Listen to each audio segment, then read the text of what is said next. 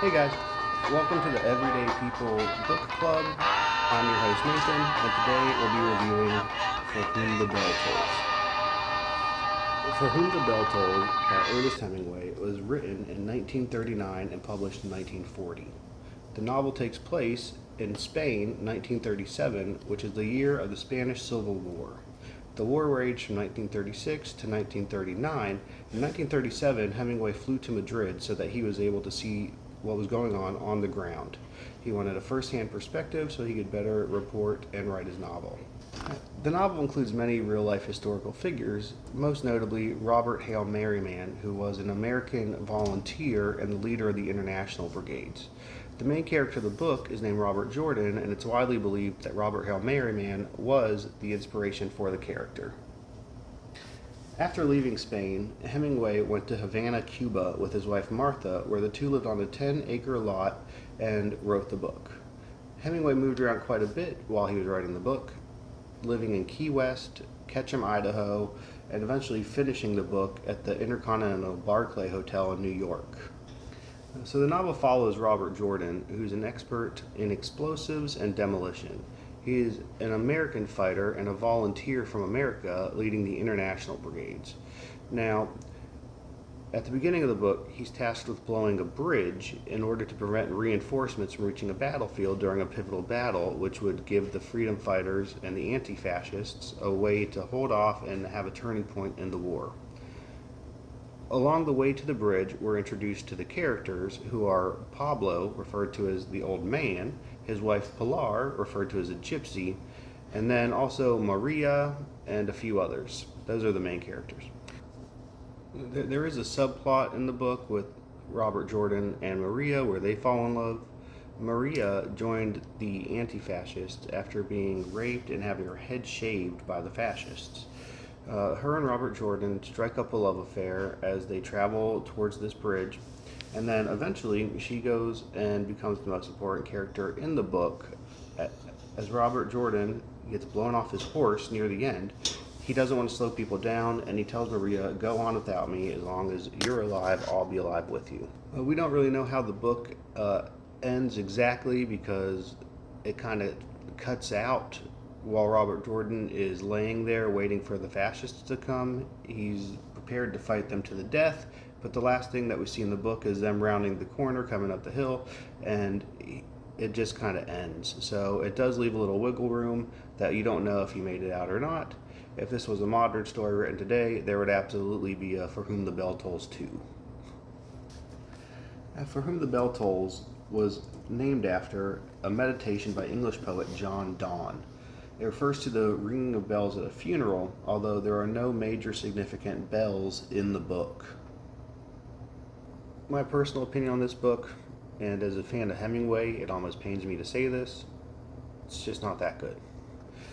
I know a lot of people like this book. On Google it says 82% of people like this book. I'm part of the 18% that don't. I think those must be like literary people are looking through a different lens. This book is very, very slow, especially for a war novel. In chapter 1, the main character gets tasked with blowing up a bridge, and 400 plus page later, spoiler alert, he blows it up. There's not much happening around in between that. The characters are kind of just walking around a mountain. You learn a little bit about them here and there, some flashback scenes, but nothing very exciting actually happens during the book. And that, it pains me as a fan of Hemingway because I know he's a very good writer. Chapter 10 is probably one of the more exciting parts of the book. It's a flashback where Pilar, one of the main characters, is recounting the first day of the war in her town, where Pablo actually made fascists march up a hill and jump off a cliff while a mob was surrounding on either side, and they walked through the mob. They jumped off a cliff. Later on, the mob got really drunk and they were able to go around town just killing people. They ended up being locked in a room with the mob outside the doors and the whole town just going crazy. That was one of the only interesting parts of the book. The rest is like just walking around a mountain, talking about stuff.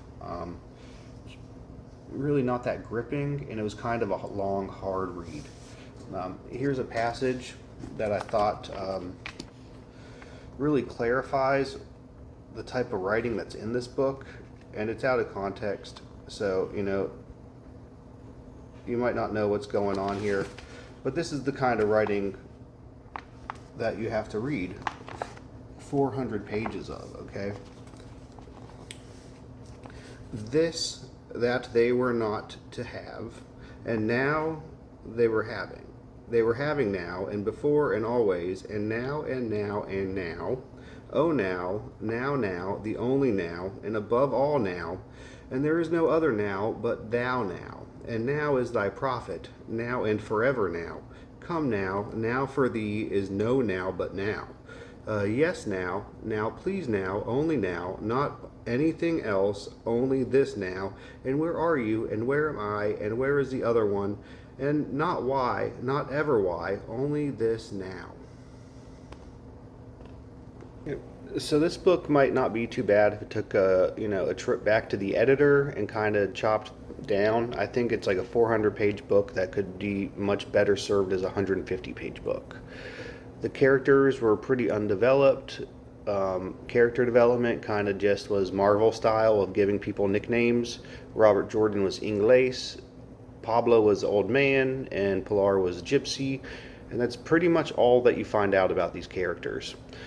The romance between Robert Jordan and Maria was very nice to see in the book. I think that's because you were so starved for anything to happen that when they finally did start hitting it off, you're kind of like, yes, finally something's happening.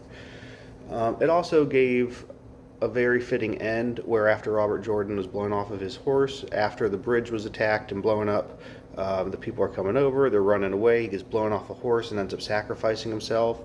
He ends up telling Maria, as long as you're alive, just go and I'll be with you, I'll be living with you. So that was a nice moment at the end, although pretty sad. For a war novel, however, this book is very slow. It wasn't really what I was expecting at all. I think I'm going to have to give this book like a 3 out of 10. It's just, very long, very boring. It's historically significant. After it ended, the ending kind of brought it back up from like a 2 to a 3, but it wasn't strong enough for me to merit a recommendation on this book. If you guys do want a better Hemingway book to read, I'd suggest The Green Hills of Africa. That is a nonfiction book of his that recounts his safari in Africa. It does a great job of, spelling out the scenery, showing you how beautiful it is, and really displaying his strengths as a writer without getting bogged down on a bunch of lengthy stuff that you don't really need.